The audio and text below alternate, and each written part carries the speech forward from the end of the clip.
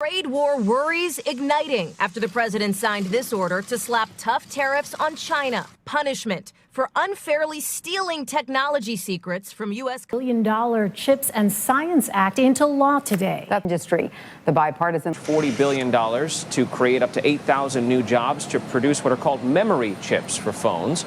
Qualcomm and Global Foundries. Hello everyone, my name is Skyler and welcome to the Skyler Talks channel, a channel that allows you to see the world from through different perspective of thinking.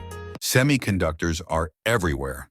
From the phone in your pocket to the car you drive, the computer on your desk, wearable devices on your wrist tracking your health, and even the toys your children play with. All of these contain semiconductor devices. But how are these powerful components made? It all starts with something you'd never guess. Sand. Yes, common sand. But this sand isn't just any sand. It's high-purity silicon sand. Through a series of highly intricate, value-added processes, this simple material is transformed into wafers that hold billions of transistors. Transistors are the tiny switches that control the flow of electricity in a chip. Think of them like the neurons in your brain, making all the thinking, calculating, and processing possible. The entire journey, from sand to sophisticated semiconductor, is a marvel of human engineering, a triumph of science, and perhaps the most complex manufacturing process ever devised. So, how do we go from raw sand to the incredible devices we use every day? Let's break down the semiconductor supply chain. Picture this. It starts with companies that don't actually make the chips themselves. They're known as fabless companies. Big names like Nvidia, Qualcomm, Broadcom, AMD fall into this category. These companies are the masterminds behind the design of cutting-edge chips, which powered our modern world today. But these designs need to be manufactured, and that's where the fabs or foundries come in. Think of fabs like TSMC or Samsung.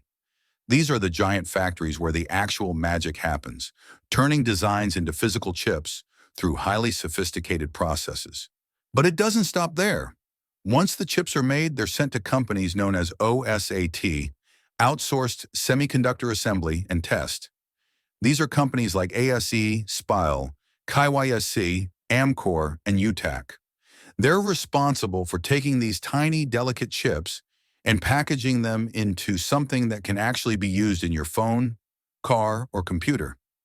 They also put these chips through rigorous testing to make sure they meet quality standards. And then we have the IDMs, or Integrated Device Manufacturers, like Intel and Samsung.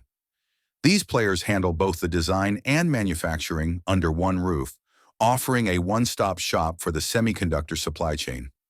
In the end, all these companies, fabless designers, foundries, OSATs, and IDMs, play crucial roles in delivering the semiconductor products that power our world. From smart devices to medical equipment to cutting-edge AI technologies. Let's take a step back and look at the entire journey, from concept to consumer. It all begins with the design phase, where brilliant engineers develop blueprints for chips that will perform specific functions. Once a design is finalized, it's sent to the foundries like TSMC, where silicon wafers, those thin, circular discs made from our purified sand, are etched with billions of transistors through a process known as photolithography. It's kind of like developing a photo, but on a microscopic scale with incredible precision. Then the wafers undergo a wafer test to make sure they're functioning correctly. This is like an initial screening process to catch any defects early on. Next comes the package assembly phase, where the chips are carefully enclosed in protective packages. This step is crucial because chips are extremely sensitive to damage from moisture, dust, or even a small static shock. Finally, there's the final test to ensure each chip meets rigorous standards before it is shipped out and installed in your favorite devices. You might wonder, how do we get all this done? Well, it involves some of the most advanced machinery on the planet. Companies like Tokyo Electron, Acrotech, and Technoprobe provide specialized equipment that makes these processes possible, from etching circuits smaller than a human hair to testing chips at mind-boggling speeds. Now, you might think we've covered it all, But believe it or not, there are over 1,000 steps in the semiconductor manufacturing process. We won't bore you by going through each one, but let's spotlight a few of the coolest and most critical ones. Take, for instance, the EUV, extreme ultraviolet lithography machines. These machines cost over $150 million each and are the size of a bus. They use incredibly short wavelengths of light to etch the tiniest of circuits onto silicon wafers, making it possible to create chips with billions of transistors. And then there's the terminology you might have heard: 28 nanometers, 20 nanometers, 16 nanometers, 7 nanometers, 5 nanometers, 3 nanometers, and even 2 nanometers. These are process nodes, and they refer to the size of the transistors on a chip. The smaller the number, the more transistors you can fit on a chip, making it faster and more energy efficient. But don't be fooled into thinking the smallest process node is always the best. It depends on the application. Imagine you're cutting meat in the kitchen. A big, sturdy knife is perfect for cutting a large chunk of meat, right?